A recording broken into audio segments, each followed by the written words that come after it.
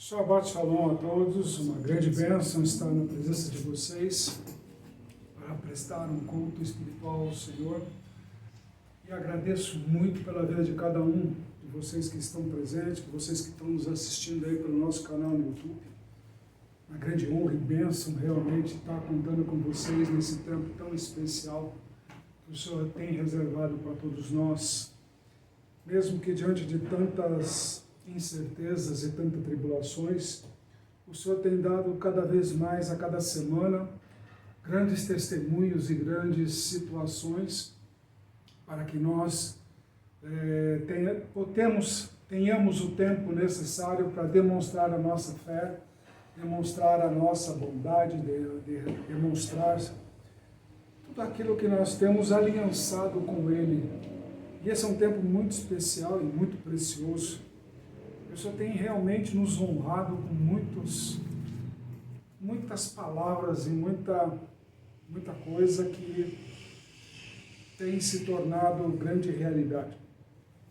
E realmente Ele tem mostrado cada semana, como Ele sempre fala, né? Ele sempre mostra a certeza da palavra que Ele nos coloca para abordarmos aqui para vocês, da mesma forma que Ele também já nos dá a visão de futuro, nos dá a visão daquilo que é necessário para que possamos compreender o que há por vir pela frente.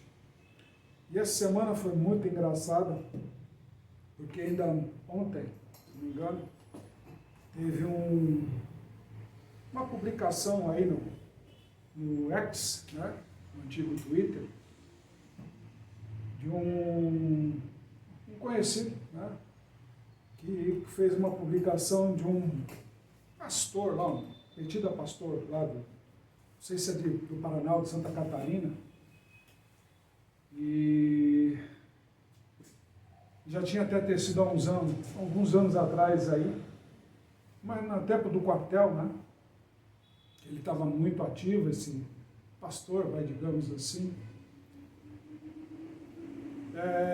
E ficou falando coisas lá e tal e tudo mais, que levou muitas pessoas a acreditarem na palavra dele, porque ele era um homem de Deus, aquela coisa toda, aquela conversa. E ele falava com tanta certeza, com tanta coisa, que aquilo vai acontecer, Deus falou comigo, Deus não sei o que, Deus que não sei o que mais, que vai ser assim, que vai ser assado. Na verdade, Deus nunca falou nada daquilo que ele, digamos assim, não digo profecia, porque se fosse profecia teria sido cumprido. Mas agora voltaram de novo com os mesmos dizeres daquela época, aquelas mesmas situações, que a gente vê que não é nada disso. Não é nada daquilo que esse pastor falou. É um falso profeta, está claro isso daí. Ele usa da linguagem que ele tem, de seguidores que ele consegue e tudo mais nesse sentido. Ele fala de uma forma que ilude bastante pessoas. E a gente começa a entender quem é que anda com ele. E certamente não é o trono de Deus. Porque se realmente acontecesse 1% daquilo que realmente deveria acontecer, que era para acontecer conforme ele diz, o Brasil não estaria, nem o mundo estaria na situação que vem se apresentando. Mas como você fala disso, apóstolo, então qual é a verdadeira profecia e tudo mais, em cima de tudo isso daí que vem acontecendo hoje no mundo? A gente dá risada de toda essa situação, embora muitos não entendam porque a gente ri, né? Mas tem tudo a ver com aquilo que há pouco tempo atrás, não chega, acho que talvez não chegue a meio ano, um pouco mais talvez, por aí, em torno de meio ano atrás, onde o Senhor me usou aqui mesmo para falar para vocês que o próprio partido, digamos assim, iria tomar as atitudes para eliminar o atual presidente. E essa semana Deus me fez rir muito sobre todas essas situações criadas aí, né? De uma forma leviana, tendenciosa, política, enfim, se vocês quiserem aplicar aí. Mas uma frase que eu nunca vou esquecer, que é um dos ensinamentos dessas filosofias, digamos assim, da atual situação governamental. Acuse-os daquilo que eles não fazem, né? Daquilo que nós fazemos. Jogue para ele a responsabilidade. E isso daí, isso me marcou muito sempre, esse tipo de situação, porque eles sempre nos acusam, né, o inocente, daquilo que eles fazem. E o mais engraçado é que justamente essa mesma frase veio essa semana e está aí, querendo acusar alguém inocente, mas daquilo que eles estavam preparando para fazer. Que a revelação mais fidedigna da palavra de Deus do que essa. Como foi falado há um tempo atrás, que o próprio partido ia querer eliminar o atual presidente, foi revelado aqui. E agora eles fazem esse jogo de cena para jogar culpa no outro daquilo que eles queriam fazer. Você quer de bandeja da onde vem uma profecia verdadeira de Deus? Então isso me surpreende cada vez mais, que às vezes demora as fichas para caírem, né? Para a gente poder entender o que Deus quer revelar, o que Deus quer falar, o que Deus quer fazer, quer mostrar. E muitas vezes você entra naquela situação, é do jeito que foi dito. Muitas vezes não é. Porque requer conhecimento, entendimento e principalmente muita sabedoria para entender todo um contexto espiritual de como Deus está tramando essas coisas, de como Deus vem agindo de uma forma soberana. E eu posso dizer que eu me sinto muito tranquilo em afirmar para vocês que o próximo ano, 2025, o calendário 2025, será um ano de muita tribulação. Está todo mundo dizendo que a partir do dia 20 de janeiro, lá quando o Trump assumir, que todas as coisas vão mudar. Para com isso. Paremos de ser crianças. Se o mundo inteiro vem se levantando contra a inocência, a verdade, criando uma narrativa pilatiana. Lembra quando Pilatos perguntou para Jesus, o que é verdade? É o que vem acontecendo hoje, o mundo perguntando para nós que seguimos a Deus, o que é verdade? A nossa verdade, a verdadeira verdade, hoje é caracterizada como fake news. A verdade que eles querem contar os privilegia. E nós é que temos que suportar essa tribulação. Como hoje mesmo, um padre assistindo um canal de televisão me levou lá uma mensagem muito interessante quando ele começa a falar sobre joio e trigo e que os anjos viriam para justamente separar, fazer uma separação de quem é que vai para o reino de Deus e de quem não vai. Como na semana passada mesmo, o próprio Senhor nos coloca que, mesmo aqueles que estavam predispostos a entrar no reino, não vão entrar. Vão ser lançados no ranger de dentes, onde haverá muita dor e sofrimento. Mesmo aqueles que estavam destinados a ser do reino de Deus, serão lançados ali nas trevas. Porque se acharam na soberba de quem são. O que mais nós temos hoje?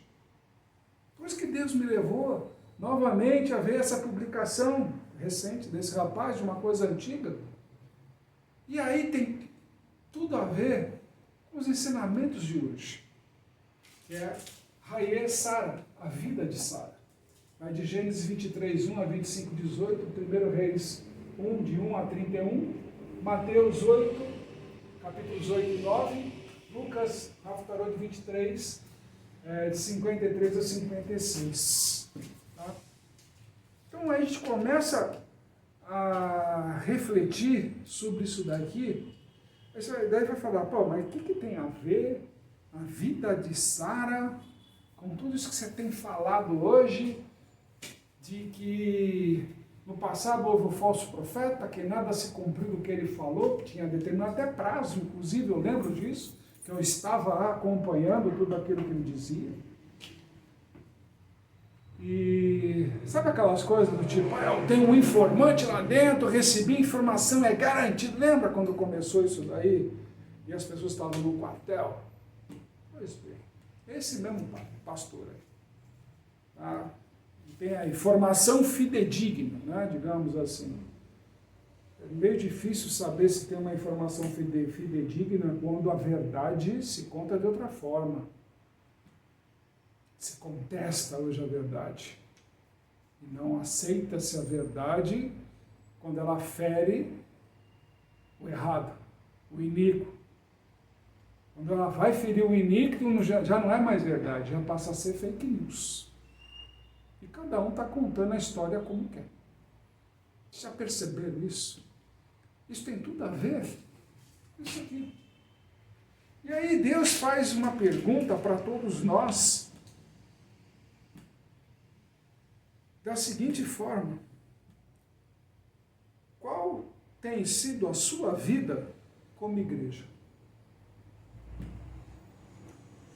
A pergunta é, pai, por que você está colocando a Sara nesse sentido, nos levando a perguntar nossa vida com a igreja? Claro.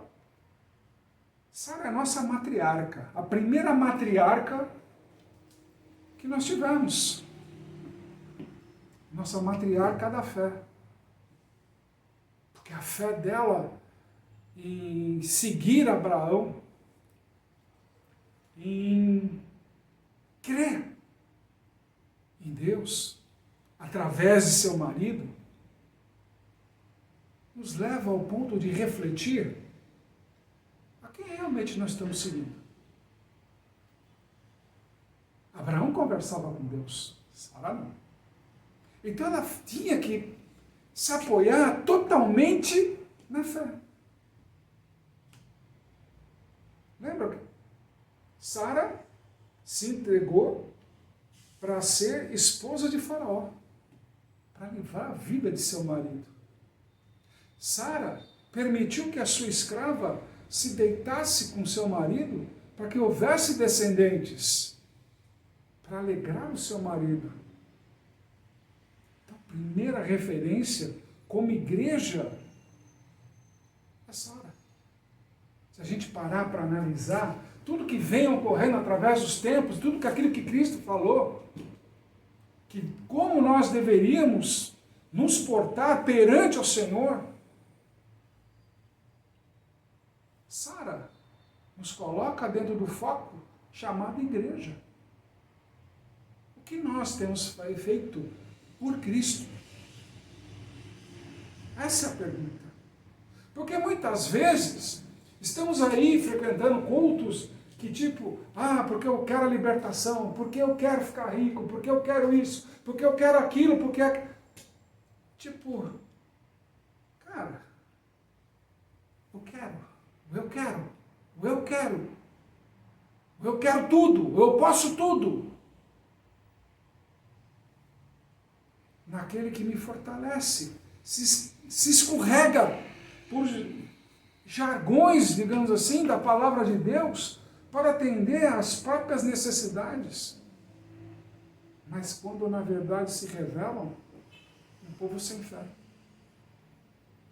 E quando nós chegamos no limiar do nosso tempo, começamos a perceber que temos muitas igrejas espalhadas por todo lugar. Mas vemos um povo sem fé para realizar o impossível. De realmente se unir de uma forma coesa, unânime, para falar de Deus, acreditar em Deus, fugir dessa dependência do eu quero para a minha vida. Eu quero a Assunção, eu quero aquela bênção, eu quero aquilo. Quando eu me converti, já falei algumas vezes para vocês, e vale a pena realmente lembrar disso. Eu conheci na minha época, isso há 15 anos atrás, digamos assim, já um pouco menos, eu já estava como pastor já. Então eu ia participar de congressos e uma série de coisas mais, que antigamente havia muito congresso. E era muito, inclusive, congresso gratuito.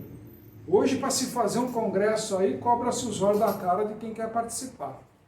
Ou você, então, fica assistindo pela internet, mas se for presencial, você tem que pagar os olhos da cara, digamos assim. E aí, vinham os gringos, vinha uma série de coisas e tal, e aí a gente conhecia os chamados caçadores de unção. Me derrama a sua unção, compartilha comigo a tua unção, faz isso, faz aquilo. Gente que não tinha nem o pingo da fé, mas já queria unção, E a gente começava a ver e tal, até o dia que um apóstolo dos Estados Unidos, já estava participando desse congresso, aí no Museu da Bíblia, ali em Barueri, todos conhecem. Estava lá assistindo e o pastor estava do meu lado ali, eu estava lá, ajudando, auxiliando lá o corpo da igreja lá, do pessoal. Estava auxiliando lá a separar os que estavam possuídos, os que estavam sob o efeito de unção, aquele negócio todo, estava ajudando lá o povo. E aí um dos pastores chegou lá, eu quero a sua unção dobrada. Aí o apóstolo simplesmente olhou para a cara dele e falou assim, se Deus achar que você merece, ele vai te derramar. Se não derramar, continue orando e pedindo. Então, ou seja, hoje em dia as pessoas vão pelo meio mais fácil. Deus me dá. Mas a gente, quando olha para a vida de Sara, você quer uma entrega maior do que essa? Se Jesus é o noivo, é o marido perfeito, conforme alguns colocam aí, algumas teologias colocam, a igreja é a noiva, você quer uma referência melhor do que Sara? Que se despiu de si por completo para ter fé no seu marido, se sujeitando até mesmo a dar a própria vida, a própria dignidade dele para salvar o marido. O que nós temos feito hoje por Jesus, a não ser ficar pedindo. Não, mas está escrito lá, pedi meu nome será dado. Tá bom, mas se pede sem fé. Tem gente aí que está recebendo um milagre, vamos supor, de um apartamento, de uma graça, enfim, carro, celular, não vou nem tocar mais o assunto, porque eu já sei que a minha até já desistiu daquele celular lá. Entendeu? Já está querendo agora o iPhone, não sei qual número que está agora, e ela está lá, mas ela está trabalhando, falou que vai comprar e tal mais, pelo menos Deus te deu um emprego, né? Pelo menos isso. Então já olhe isso como uma bênção de Deus. Não olhe dessa forma. Falei, bom, fica difícil entender o próprio ser humano. Ele quer tudo de mão beijada, digamos assim. Aquele negócio. Então a gente começa a analisar e a refrear alguns dos nossos pensamentos e a gente começa a perguntar para o Senhor como é que nós devemos segui-lo. Os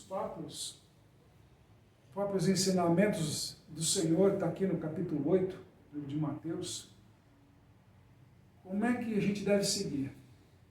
Aí vem um e diz, Senhor, deixa eu primeiro enterrar meu pai. O Senhor olha para a cara dele e fala assim, os mortos que enterrem seus mortos, né? Mas ele não entendeu a brincadeira. Quando ele está falando de morto, ele não está falando do morto presencial, morto físico. Ele está falando, quando você morrer para esse mundo, você vai nascer de novo. E aí você não vai precisar enterrar mortos, porque você vai começar a ganhar almas. Então você vai transmitir vidas. E quando você ganha almas, você sabe muito bem que aquela alma já está sendo colocada no livro da vida. Esse é o grande mistério.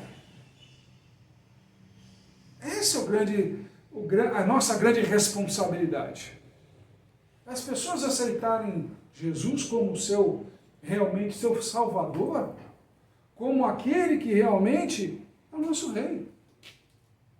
Reconhecer a autoridade dele sobre a nossa vida, reconhecer sobre tudo isso, e não esperar, como nesse caso o jovem ali, vamos esperar meu pai morrer, eu vou ganhar a minha herança, aquele negócio todo, aí eu vou seguir o Senhor. Seguir a obra de Deus? Não tem herança. O Senhor está demonstrando aqui aquilo que está escrito no livro de Levítico. Sacerdote não tem herança. Sacerdote não tem, a não ser que tudo que seja dado para ele administrar, tomar conta, que ele vai fazer aquilo virar coisas para o Senhor. Nada mais além disso. Não é para benefício usufruto próprio, mas sim para engrandecimento da obra do Senhor. Nada mais além disso. Não é para ele ficar desfilando, fazendo conforto, porque afinal de contas o sacerdote está escrito, tem que se alimentar e se vestir daquilo que o Senhor provém. Só isso. Mais nada. Há pessoas que dizem, isso aqui é da igreja, isso aqui é do sacerdote. Está escrito no livro de Levítico, no Velho Testamento. O de hoje em dia, a gente vê o seguinte, tudo aqui é que Deus me deu. Já foi dado exemplos aqui pelo próprio Deus. Tem ministros por aí que tem helicóptero. O povo vai andar de helicóptero? Ou é para uso exclusivo do ministro? O povo que frequenta a igreja vai andar naqueles carros blindados? Vai ter seguranças? Ou vai estar sujeito ao transporte público? Vai estar sujeito às tempestades, a ser assaltado no meio da rua. Porque ele não teve fé, porque vem sempre aquela famosa desculpa, aquelas ladainhas. Era isso que Sara fazia. É isso que, como igreja, nós temos presenciado. Sacerdote faz parte desse mesmo corpo. Não é Abraão. Ninguém mais hoje ocupa a autoridade de Jesus. Isso é fato. Quando se fala da espiritualidade, outra além dele. Mas eu fui ungido e levantado para ser o ministro que vai lá no altar trazer a palavra de Deus, dar a direção para o povo e tal. Mas você faz parte do mesmo rebanho. Você vai ser prestado contas. Você vai ter que prestar contas de tudo isso. Não é só o povo que está lá embaixo, como rebanho. Eles são os mais inocentes. como toda ovelha. Como toda ovelha. Ovelha é inocente. Por mais que ela erre, por mais que ela falhe, por mais que... ela sempre será inocente. Sempre será inocente. Porque você, quando na posição de ministro, de pastor das ovelhas do Senhor, se a ovelha está berrando, porque tem algum problema. E você não está cuidando dela. Você não está prestando atenção nas doenças que estão se revelando. Você está permitindo que a sua ovelha haja em conluio para se salvar a tua vida? Mesmo que ela seja corrompida pelo faraó? E hoje em dia, tem muita igreja por aí que está recebendo dinheiro vindo de esquemas de corrupção do próprio governo. Está erguendo palácios para tudo quanto é lado aí, com alto dinheiro de corrupção, que sacrifica o povo. Isso é verdade. Por acaso é o exemplo que Sara deu? Como igreja? É isso que a gente está presenciando. E a gente começa a perguntar, a fazer as nossas escolhas. Sobre Jesus, ele serve para quê? Para apaziguar a tua tempestade? Ele serve para que para expulsar os demônios que tem na tua vida? Interessante que, tipo, quando Jesus determinava que aquele demônio fosse expulso, ele nunca mais voltava. Vai num culto de libertação, você vai ver as mesmas pessoas se manifestando novamente endemoniadas. Estranho, né? Ele serve apenas para curar, para dar cura, seja por uma doença, seja da cura do teu sofrimento, seja da cura das tuas dívidas, da cura da sua insônia, do seu estresse, da sua depressão. Ele só serve para isso. Para que Jesus serve na sua vida? Para quê? E a gente começa a buscar realmente o ensinamento de Jesus. A gente começa a entender muitas daquelas coisas que ele falava, e a gente ainda está olhando e vendo amigos te carregando. Você está perdido no meio dos teus problemas, no meio que você mas ninguém vai resolver o meu problema, ninguém sabe o que eu sofro, ninguém sabe isso, ninguém sabe de como resolver, porque eu não tenho isso, porque eu não tenho dinheiro, porque eu não tenho aquilo, não tenho paz, não tenho tranquilidade. É um monte de não tenho, não posso, não quero. Quando na verdade a resposta é uma só.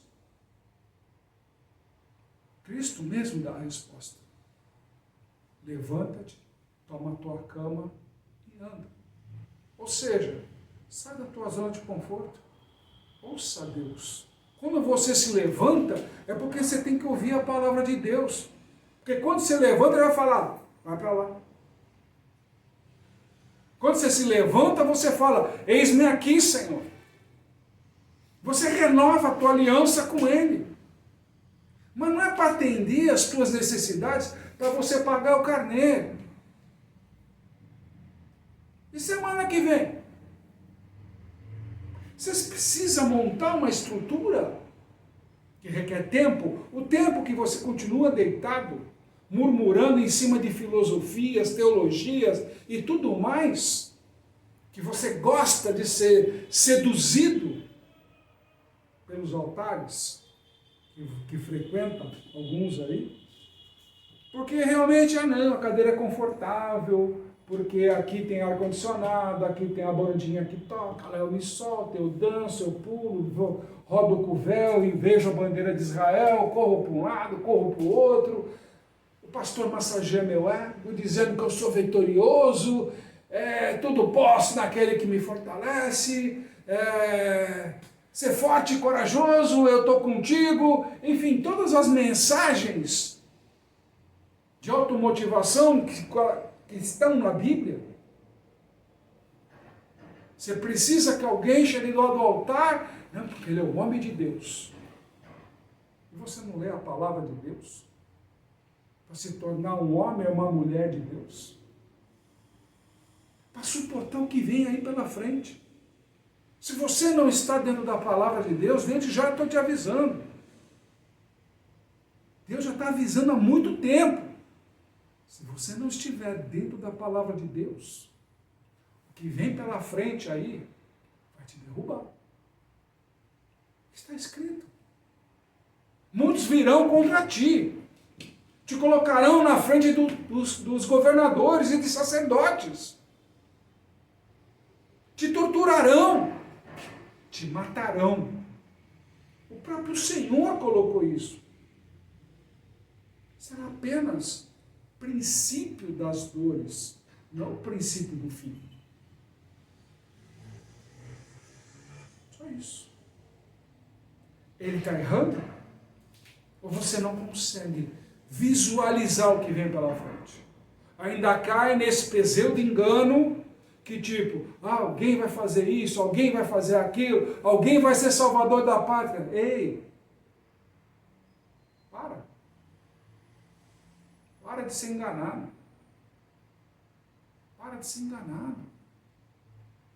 A única salvação que você tem que buscar é da própria alma. É da própria alma. Porque se você morre para o mundo, como nós falamos semana passada, como o Senhor revelou na semana passada, se você morre para o mundo e nasce de novo, viver desse mundo você não está nem aí. Porque a tua preocupação e foco tem que ser aonde? Na vida eterna. Enquanto você está vivendo neste mundo, mas você não é do mundo, você revela a Deus através da tua própria obra. Você vai trabalhar, você vai cuidar da sua família, você vai ter seus afazeres, vai ter sua responsabilidade com Jesus. Em cada ato, em cada situação, em cada mover que você fizer, você tem que resplandecer a imagem da aliança que você tem com Ele. O que Sara fez com Abraão. E por isso ela merece um campo todo especial em toda a Bíblia. Essa menção especial. Tanto que Abraão correu para onde? Não, eu não quero um terreno de graça. Quero comprar. Não, mas você é um homem de Deus, eu te dou. Não, eu quero comprar. Eu não quero que depois ninguém fale mais nada. E justamente, o primeiro lote de terra, realmente pertencendo à nação de Israel, é um cemitério, é um sepultamento. Está lá. É uma gruta que serve lá dos restos mortais dos nossos patriarcas. Primeiro campo. O que isso significa? Que eles cuidaram da eternidade. Os seus corpos estão ali para voltar para o pó. Para nos mostrar isso. O povo hebreu nasceu, teve o seu primeiro lote de terra neste mundo, como cova, como cemitério, para mostrar para nós que o primeiro caminho que nós temos que seguir é a morte. A morte para esse mundo. Assim como Sara está mostrando para nós. Como ela viveu. Se a gente olhar para trás, uma pessoa estéril, com promessas de Deus. Tem gente que 80 aí que já desanimou da promessa, tá nem aí, aqui que era mesmo, tal. Ela com 90 anos deu a luz de um homem velho, de 100 anos. Ela guardou a promessa, sendo estéril. E Deus honrou o que ele falou.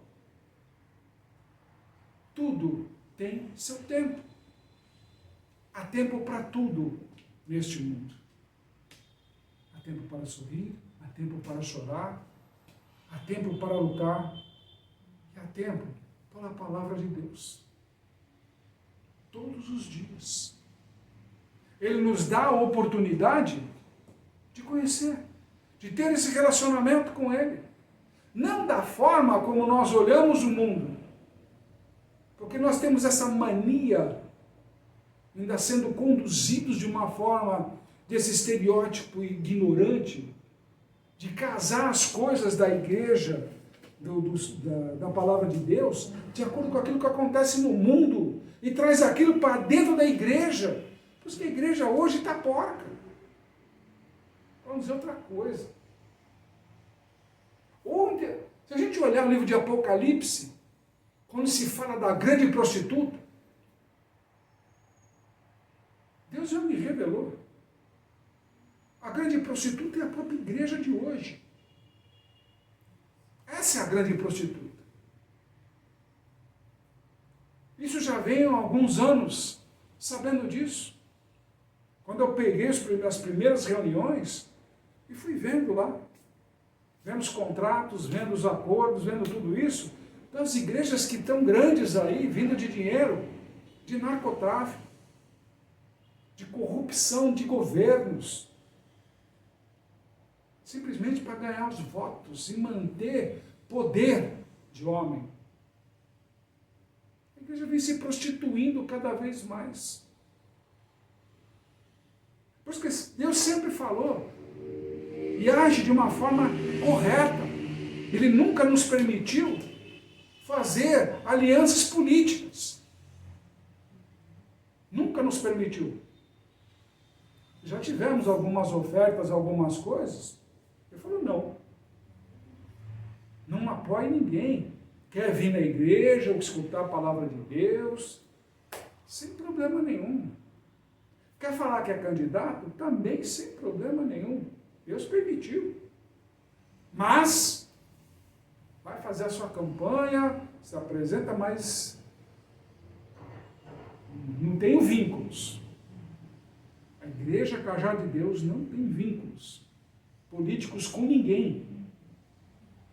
Por quê? Ela não quer corrupção dentro da própria palavra, só simplesmente para dizer, Deus falou que Ele vai abençoar a gente. Mentira, político nenhum abençoa ninguém, a não ser a si próprio. E aquele tem interesse. Aí, vocês querem a prova maior do que o próprio Congresso Nacional que nós temos hoje? Sustentamos lá praticamente mais de 600 parlamentares, entre Senado e a Câmara de Deputados. Fora todas as mordomias, ok? Sustentamos tudo isso. Pedido de impeachment, acho que a gaveta já nem fecha mais. De tanto pedido de impeachment. Se for colocar dentro das gavetas, haja gaveta. Haja gaveta. E continuamos. Eles falando, parlamento, falando. Resolvendo nada. Quem é mais fraco? Eles lá ou nós, que temos que sustentar toda essa máquina e ainda ter que bater palma para qualquer político? Deus não se agrada de político. Olha Jesus.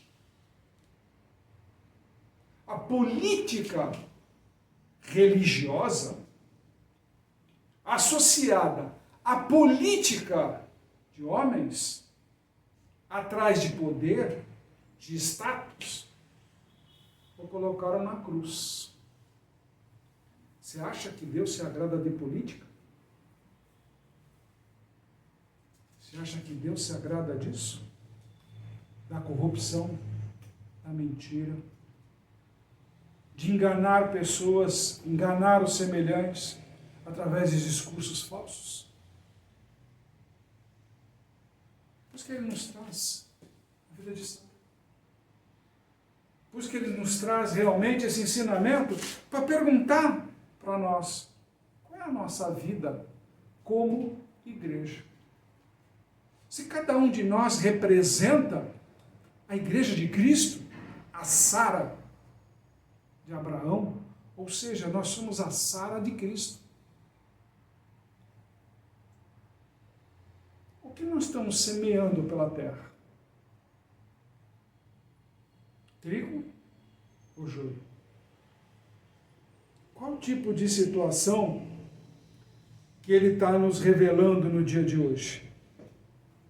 Qual é a tua vocação para a obra? Não estou falando na obra de, eu vou fazer então capelania no hospital, vou fazer, vou com o apóstolo lá entregar sanduíche para os necessitados, eu vou não sei o quê, vou aprender a andar de moto para ir dar junto com o apóstolo, que não sei o que mais. Não. Começa dentro da sua casa. Edifica dentro da sua própria casa. Edifica junto com seus amigos. Edifica. Começa a mostrar essa obra, quem é Jesus, através de você. Começa a mostrar o que Deus tem feito na sua vida. E lá vem muito falar de religiosidade. Olha, você na sua fé e eu na minha, está tudo certo. É a conversa mais tosca que alguém pode ter.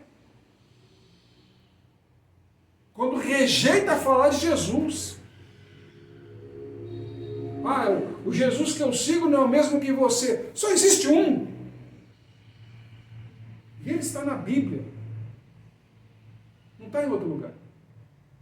Todo o ensinamento dele, ele fez por escrito. Está aí. Ele fez com que escrevessem tudo isso. Para que nos dias de hoje nós tivéssemos a referência. Para não falar, não ficar com essa, olha, era assim, era assado, não sei o quê, papá. E mesmo escrito ainda querem mentir. Querem distorcer a palavra de Deus. Para atender a vontade de homens dentro da congregação. Essa semana mesmo, veio aí esses grupos, né, que vêm na casa da gente lá e querem ler a passagem da Bíblia, aquele negócio todo e tal. Me apresentei, óbvio, para justamente o quê? Já saberem com o que eu estou falando. Porque vocês já perceberam, já chegam vomitando uma palavra da Bíblia, aquele negócio todo que está escrito, eles não falam nem bom dia direito.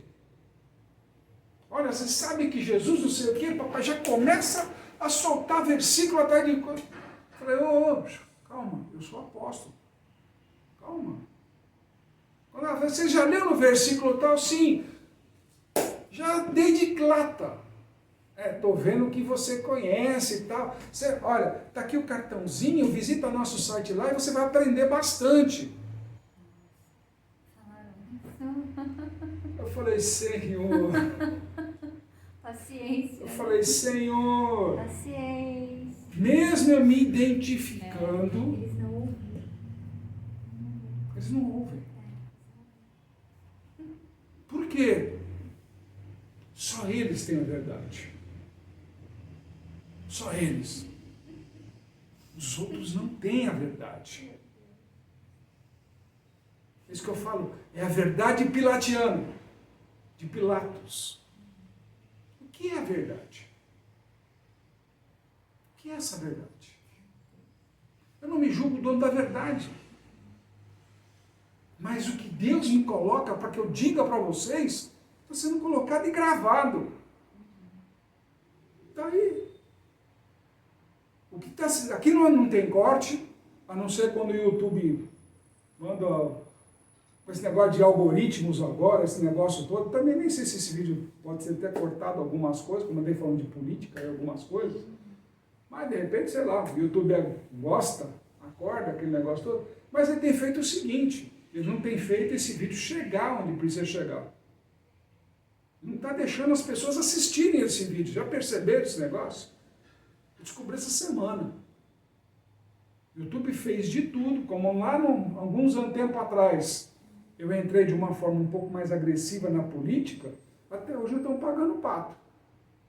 Tem um certo bloqueio em relação à parte de algoritmos, que acho que é assim que fala, para que justamente esse canal aqui não alavanque, não chegue onde precisa chegar. Então, a gente precisa de ajuda de vocês que nos assistem. Sentar o dedo aí no like, passar para os outros amigos e falar, senta o dedo no like aí. Mesmo que não assista tudo, mas senta o dedo no like aí. Porque assim eles começam a entender, epa, tem gente começando a curtir ali. Aquele cara que falou lá, aquele negócio, o que ele está falando agora? Só estou revelando o que Deus falou no passado. E está se cumprindo agora na forma como eles administram. Não errei em nada. Ou seja, Deus não errou em nada, pelo contrário. Ele está mostrando como é que vai ser o samba. E aí a gente começa a colocar o que é verdade. Numa vida de Sara, ou seja, numa vida de igreja, qual é a sua verdade?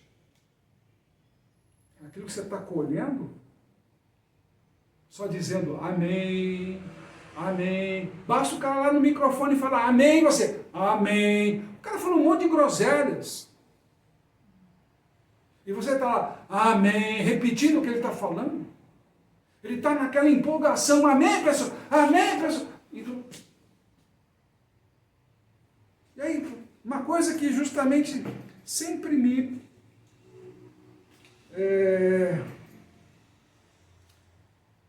me fez assim, como é que se diz? Perguntar sempre. E até naquela época, quando o meu paizão ainda era vivo, o paizão Paulo de Jesus, que Deus o tenha, eu sei que ele está com o pai. Ele chegou para mim, eu cheguei para ele e falei, paizão, posso fazer uma pergunta? Por que toda vez que você fala uma palavra, você está amém, amém, amém? Fala, por quê? É que dá uma concordância. Eu falei assim, mas você sabe o que significa amém? Não, amém é concordância. Eu falei, não. Começar no amém, é amen, que se fala. Não é amém. Amém é uma tradução porca, digamos assim. A verdadeira tradução é amen, que vem el merler, né, mano? O Senhor é rei e fiel. Vem do hebraico. É assim que eles falavam quando estavam lá no sopé do Monte Sinai. E eles ficavam fazendo as promessas. Eles repetiam, o Senhor é rei e fiel. O Senhor é rei e fiel. E para não ficar repetindo, Senhor é rei e fiel, eles começaram, amém, amém, amém. E começou. Na tradução se tornou amém. Mas não é assim, é amém. Quando eu expliquei isso para ele, as primeiras quando ele começou a prestar atenção, ele me via lá no meio do povo, e eu olhava e dava risada. Até o dia que ele parou e riu, falou assim, filhão, é difícil, né? Falei assim, não, pai, não é difícil, é só você falar o que eles faziam. Pensar como eles faziam. Falei, realmente. Tá bom. E ele começou realmente a entender que, tipo, não é simplesmente falar, deu a palavra e você, amém, concordância, por uma coisa que é ideia, e não aquilo que está escrito. Eu vou dizer que é amém para aquilo que está escrito de Deus. Não aquilo que está sendo revelado. Só no final, quando começar a entender a revelação inteira, o Senhor é rei e fiel. Amém. Aí sim, como eles faziam no passado. Então a gente começa a ter esses tipos de coisas que hoje nós estamos acostumados sem saber o porquê fazemos muitas coisas. Porque também não tem quem ensine. Não tem. Hoje muitas igrejas caíram num ritmo avassalador de querer fazer um monte de coisas. Movimentos disso, movimento daquilo. Ainda mais agora, chegando ao final do ano, já começou aquele negócio de campanha, porque vai ter a festa das crianças, vai ter isso, vai ter aquilo, eu preciso de quilo de alimento, que não sei. Então para que você está organizando se você não tem? E jogando a responsabilidade para os outros, que tem que te ajudar para o negócio acontecer. Já perceberam isso? Isso não é má administração? O que o Senhor mesmo ensinou sobre isso? Quando você vai fazer um projeto, você tem que dar continuidade a ele. Quanto tempo vai demorar? Você tem que ter mais ou menos a ideia. Senão você vai passar por mentiroso. Simplesmente isso. Senão você vai ser aquele cara que constrói castelos na areia. É o próprio exemplo que ele dá. Agora, quando você tem o subsídio para bancar o negócio, opa, aí você está edificando na rocha. Então o que está acontecendo muito hoje em dia é que essas igrejas estão jogando para cima da responsabilidade dos outros aquilo que eles querem fazer, tipo assim, para ganhar a fama deles. Olha, nós vamos fazer o evento das crianças assim, nós vamos fazer o evento aí do final do ano assim, não sei o quê, olha, quem ajuda, quem faz isso, nós estamos precisando disso, estamos precisando daquilo. Por acaso Sara fez isso? Essa realmente é uma vida de igreja? Ou tem que ser como está no livro de Provérbios, capítulo 31. A igreja, ela vê o seu marido alinhado, cuidando dos seus filhos. A roupa é impecável, não está faltando alimento, ela dá ordem, negocia, faz tudo. O que você mais vê hoje na igreja? É gente necessitada. Gente que não sabe se vestir, não sabe se portar dentro de uma igreja. Como várias vezes nós já falamos aqui. Então, qual é a vida tua como igreja de Deus? Como você representa Jesus Cristo nesse mundo? Essa é a vida de Sara. Tocar, como fez aquela moça com fluxo de sangue, não é um simples ato. Muitas vezes, hoje pode até ir no seu melhor horário para o culto. Eu vou naquela igreja, naquele horário que é mais confortável para mim. Não, aquela igreja vai de sexta-feira. Não, sexta-feira eu quero tomar umas com os amigos, já passei a semana toda, aquele negócio todo. Deixa para ir no domingo. Mas eu vou no domingo de manhã, mas eu vou no domingo à tarde. Acho que é melhor no domingo à tarde, porque aí dá tempo de eu acordar mais tarde, entendeu? Dá tempo de eu comprar alguma coisinha, se eu vou almoçar fora, aquele negócio todo, dá para dar uma cochilada, né? E assim eu vou no final do dia. Assim já começa a segunda abençoado, xingando todo mundo no busão, no metrô, e por assim vai. Xingando no trânsito. Já começa dessa forma, enfrentando aquele chato do meu chefe, aquela empresa lá, que não olha para o meu salário, que acha que, que eu sou escravo, que tem que trabalhar 6 dias em um, né? E Deus só está te abençoando. Então não é simplesmente só tocar.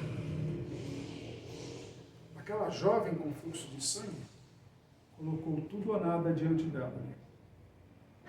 Se eu tocar na veste de um homem, eu posso ser morta. Mas é a única coisa que eu tenho. É a minha fé. E eu sei que Ele vai me curar. Então, quando é que você vai levantar? Quando você vai tomar a tua cama e sair em frente? Ou seja, sair do seu lugar comum. Sair da tua zona de conforto. E começar a vencer. Não vencer para que você seja grande, mas para que Cristo seja o maior na vida de muitos. Quantas almas você vai salvar essa semana? Quantas almas você vai ganhar essa semana com Cristo? Quantas almas você vai trazer para Cristo na igreja? Para ele receber a palavra de Deus, sair abençoado e abençoando.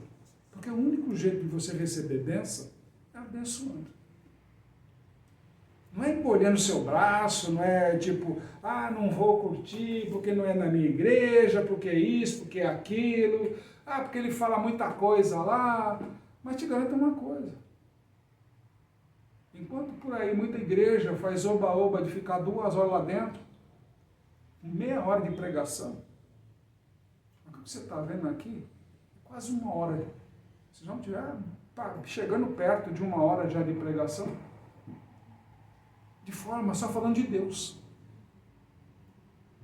Sem musiquinha, sem tecladinho, sem nada, para desconcentrar o que você tem, que é a tua conexão com Ele.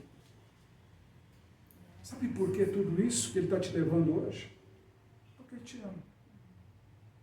O amor dele por todos nós é infinito. Não é tamanho do mundo, é tamanho do universo. E hoje, Ele te faz um convite especial. Levanta. Toma a tua cama. Levanta. Vença em meu nome. Que o Senhor te abençoe e te guarde. Que faça o Senhor resplandecer o seu rosto sobre ti e te agracie. Tenha o Senhor misericórdia de ti e ponha em ti a paz. Shabbat Shalom.